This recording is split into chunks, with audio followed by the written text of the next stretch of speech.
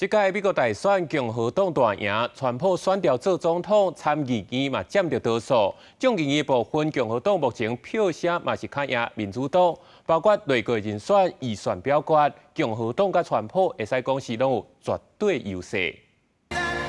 美国大选选情大部分确定，共和党伫这摆大选表现出色，川普中会白宫也夺回参议院多数党补助。众议院选情目前也是领先，共和党现任参议院领袖麦康诺采纳表示，这摆大选是对拜登政府政绩的总体检。I think it was a referendum on the current administration. In part,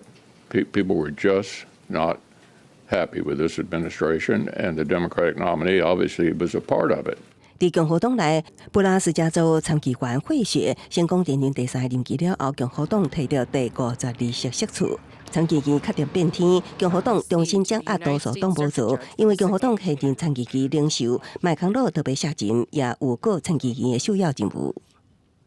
The next big thing that Republican senators will do is elect the next majority leader in a secret ballot. It's a big decision because this is turning the page on the Mitch McConnell era in the Senate. 参议院组长的职务包括大法官甲国员的任命权、个案事务的裁决，甲表决众议院提交的预算案。共和党这摆增加3席，目前席次来到52席，总计2021年来两党无过半局面，为川普执政拍下坚实的基础。众议院选情部分目前继续咧开票，众议院议长强生确定担任路易斯安那州众议员，伊也表示会寻求党内同志支持，继续担任议长。伫民主党众议员选情部分，德拉瓦州出现第一位跨性别众议员当选人34岁的莎拉·麦布莱德拍败共和党对手费伦3世，摕到德拉瓦州众议员席次，是这摆选举创下的历史纪录。